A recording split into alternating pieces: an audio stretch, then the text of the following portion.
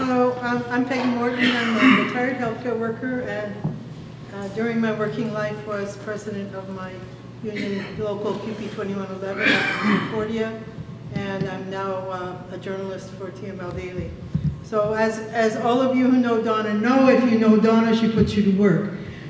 So she put me to work, what I thought was just a small thing, putting a petition together. So my job here, I think, is to just encourage everyone to take this petition and take it up. So Gil's made the point that this is a political problem that we have to solve, the problem that we as workers lack political power, and injured workers perhaps are the most marginalized of all workers.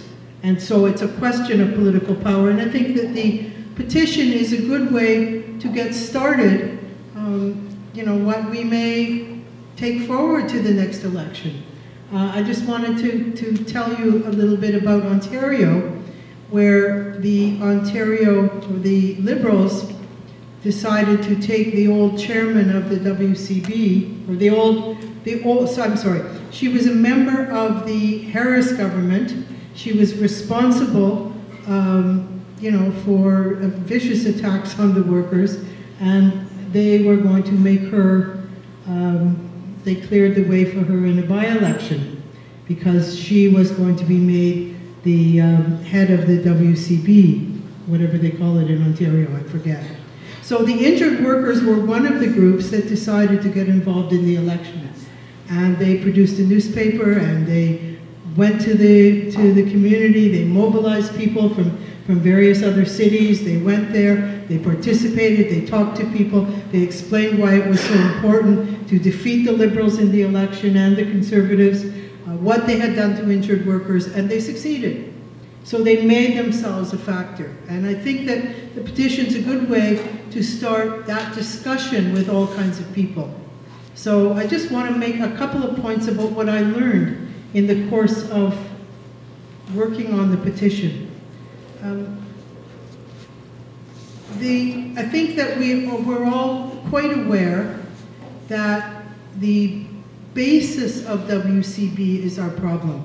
That the WCB, we need a WCB which sees its responsibility as safeguarding the health and well-being of injured workers and upholding their rights. And these rights include the maintenance of the living standard the worker had before injury, suitable retraining for those who can no longer work in their old occupation, if that's appropriate, enforcement of the duty of employers to accommodate injured workers, and full coverage for all the health needs of injured workers. But there's something else, and this is really the point that I think I learned in the course of the petition, which is that workers want natural justice. Now, I've done some work in my life on questions like why we oppose security certificates.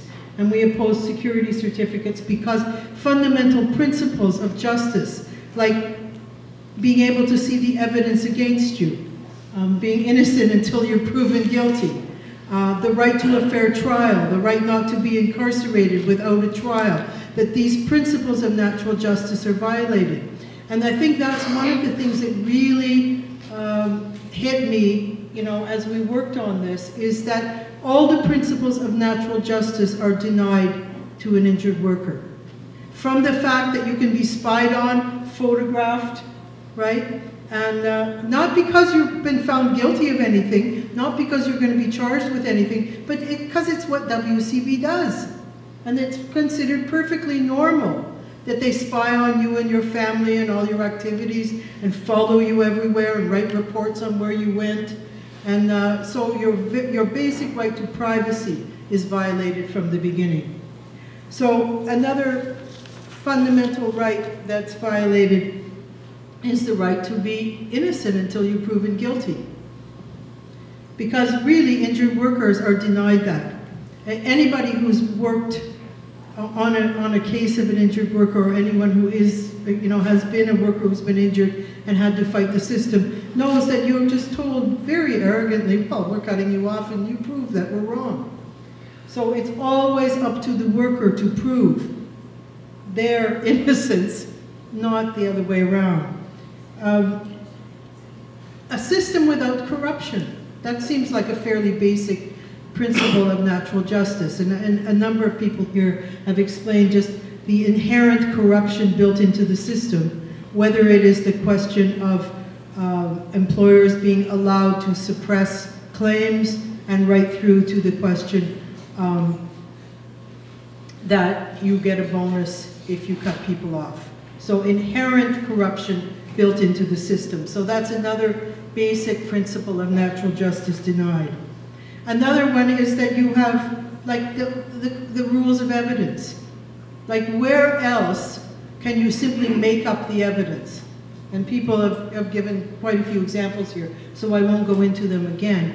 But where can you just simply make up the evidence? Someone who's never seen you decides that you're not really injured. It's not based on any medical evidence, on anything objective, and on and on. So the fact that you have to defend yourself against made-up things. And, you know, Rachel gave the other example, which is that they make up a job, and now you have to prove that that job doesn't exist. It's like, back to my first example of the security certificates. How does somebody prove that they weren't going to commit a crime sometime in the future, you know? And so this is the kind of thing that an injured worker has to deal with. So the point on all of this, I think, is that the fundamental principles of natural justice do not exist in the WCB system for injured workers. And so when we raise the question, which Rachel raised right at the beginning, which is this is the question of justice for injured workers and a question of the injustice of the system, that's it in a nub. So the last thing I want to say is that the basic, Gil made the point, and I think it's really important that it's a matter of outlook. Because all of this is based on the outlook that the worker is a cost. How can the worker be a cost when it is us, we workers, who produce the wealth in the society and deliver the services that the society need? So everything is turned on its head. And the employer, who is not the one who is producing the wealth and delivering the services, right? That capital-centered outlook puts the worker as a cost. And so the fight that we have here is to turn that back on its head, and that the worker is the one who, as the producer, has the right to be looked after if they're injured, has a right to a safe workplace, has a right, as that, it's your life, don't go home without it. Thank you very much.